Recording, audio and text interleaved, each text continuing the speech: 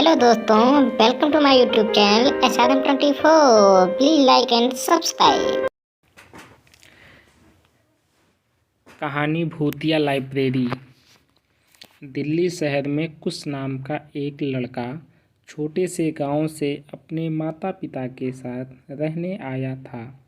शहर में आते ही कुश के माता पिता उसका एक अच्छे से स्कूल में एडमिशन करा देते हैं। अपने स्कूल के पहले दिन कुश बहुत ही उत्साहित होकर पहुंच जाता है, जहां उसकी मुलाकात सिमरन नाम की एक लड़की से होती है, जिसके बाद दोनों में काफ़ी बातें होती हैं। थोड़ी देर बाद सिमरन कुश को स्कूल दिखाने के लिए ले जाती है।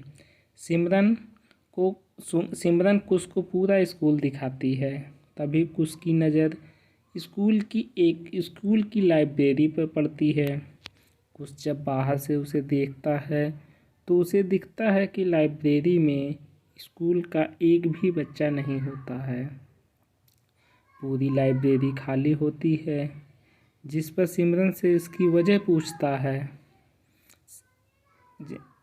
सिमरन थोड़ी घबरा जाती है और कुछ को वहाँ से चलने के लिए बोलती है। सिमरन की बात सुनकर कुश को कुछ अटपटा लगता है, पर वो सिमरन से इस बारे में कोई और बात नहीं करता है। अगले ही दिन कुश लाइब्रेरी में जाना शुरू कर देता है।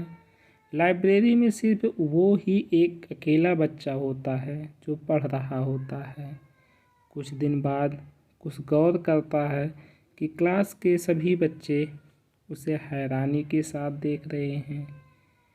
यह देखने के बाद कुश को बड़ा अजीब लगता है और वो सिमरन से बात करने जाता है।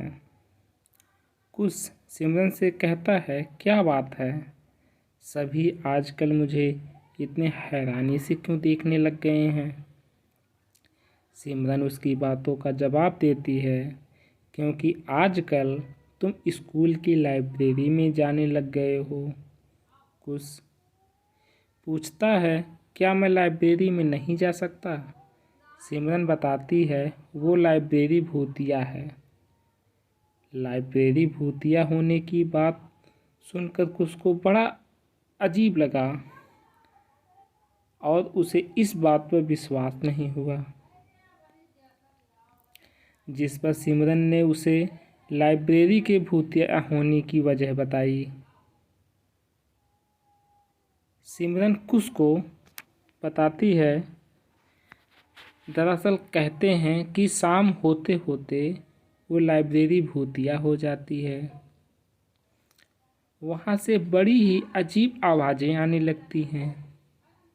दिन में भी जब कोई वहाँ पढ़ने जाता है तो उसके साथ भी अजीब अजीब हरकतें होती हैं, जैसे किसी किताब उसकी जगह से गिर जाना, अचानक बुक शेल्फ का हिलने लगना, या फिर लाइट का खुद ही बंद हो जाना।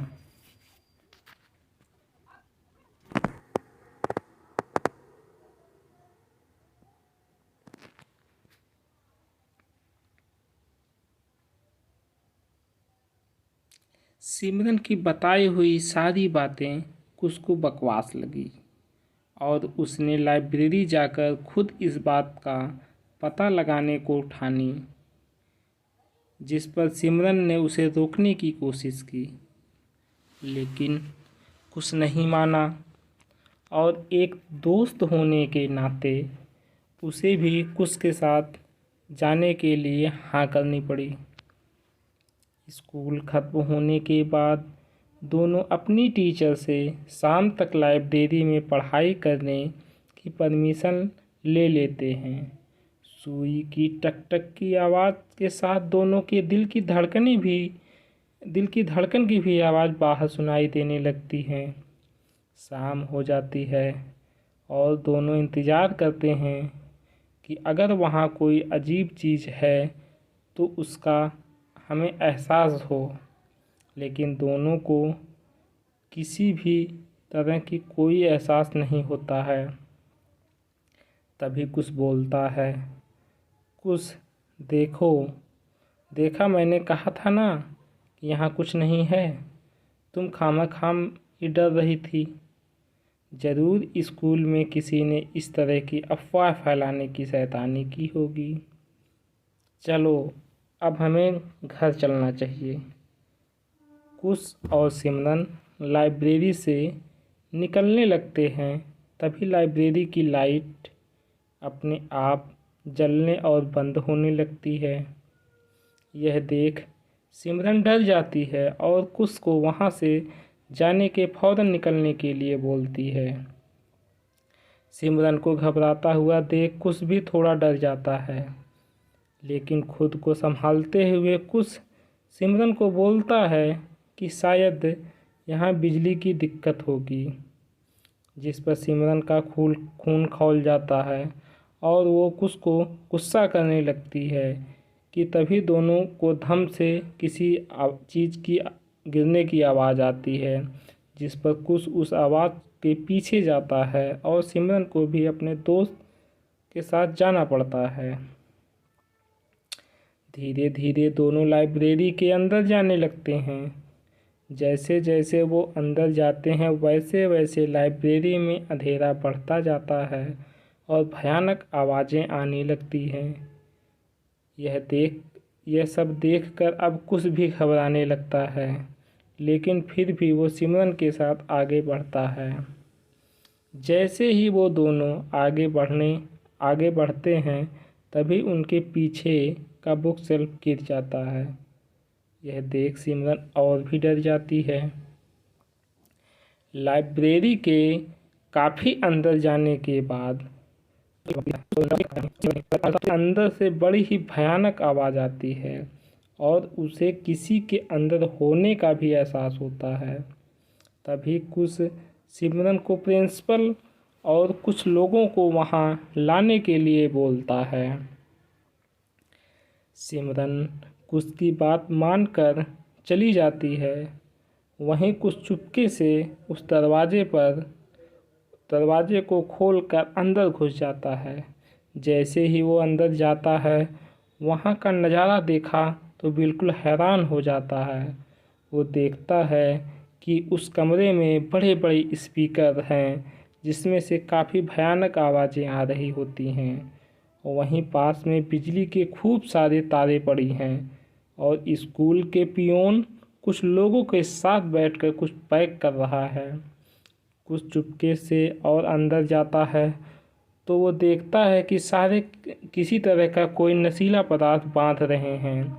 यह देख उसको समझ आ जाता है कि ये सब इन लोगों का किया धरा है। इनका काम ठीक से चलता रहे इसलिए ये सभी स्कूल के बच्चों को इस लाइब्रेरी के भूतिया होने की खबरें फैला रहे हैं।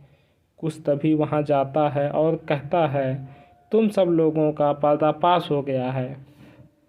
अब तुम लोगों की सच्चाई सबके सामने आ जाएगी।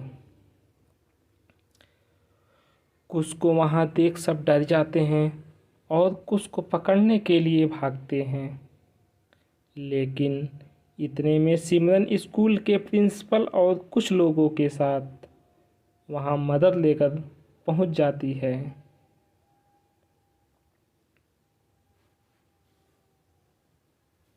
यह सब देख प्रिंसिपल पुलिस को फ़ोन करके सभी को अरेस्ट करवा देते हैं और कुछ की बहादुरी के लिए उसे पूरे स्कूल के सामने पुरस्कार भी देते हैं।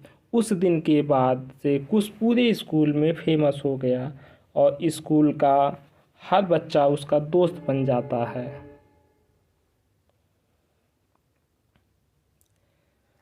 दोस्तों, इस कहानी से हमें शिक्षा मिलती है कि हमें कभी भी किसी भी तरह की अफवाह पर बिना जांच पड़ताल किए सच को नहीं मानना चाहिए।